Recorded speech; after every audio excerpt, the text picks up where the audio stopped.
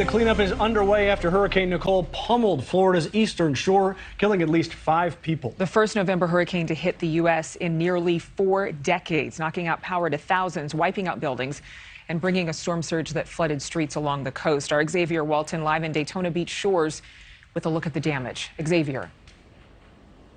Adrienne, Mitch, I want to show you guys something really fast. This is what the seawall used to look like.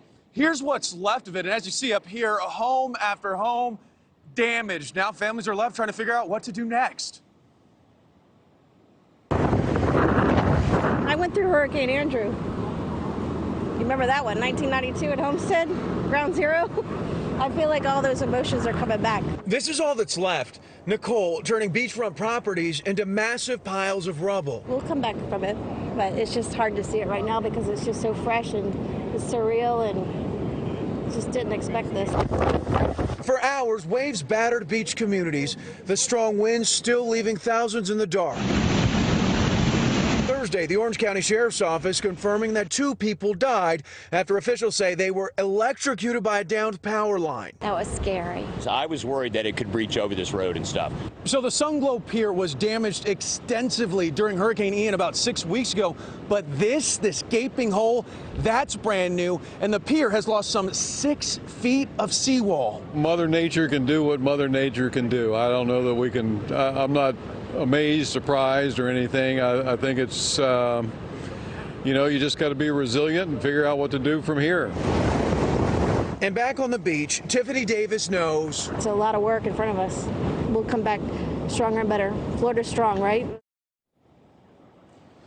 Florida strong, that is something you have heard for the last couple of months. Obviously, Hurricane Ian. But this community, it's resilient, and they're going to keep pushing to get through and rebuild this. I'll send it back to you. All right, Xavier, thank you. So much damage. Wow. Yeah, and the remnants of Nicole are now moving up the East Coast. Gerard, it's going to trouble some other states. Yeah, it's not going to be the same kind of system, but we still have problems to deal with it, even though it's at a much weaker state. So here's where Nicole is. It's just a tropical depression now. The wind is not much of an issue, and storm surge and beach erosion, not much of an issue. Now what we're dealing with is tornado risk and then eventually some flooding problems here today. The Carolinas, much of it are under tornado watch at this hour. We've got to watch for more of those because quick spin-ups could definitely occur with the system as it continues to track off to the north. What we will be seeing here as the system continues to head further north, we'll be looking at more chances for heavier rainfall. Again, this is going to be a problem all the way up to the northern coastline. Don't expect to see a whole lot of changes here in terms of wind, but definitely in terms of rain as this moves further north. What we can really be expecting here is that it is going to move at a much quicker speed. Right now, it's moving in the north-northwest at 16 miles per hour. That's still fairly slow, but it'll get out of the way a little bit quicker, which is the really good news here. But until then, the tornado threat's going to be elevated across the East Coast. We'll be looking at the chances for 2 to 4 inches of rainfall possible, all the way up to, say, Pennsylvania today. And then we'll finally be rid of Nicole. But it did quite a bit of damage, as you saw. Just the beach erosion and the pounding waves against that really caused a lot of problems. But remember, Ian also did a significant amount of damage before, kind of weakened many of these areas, too, that they haven't been able to recover yet. Double whammy. Thank you so much, Gerard. And history being made, like you said.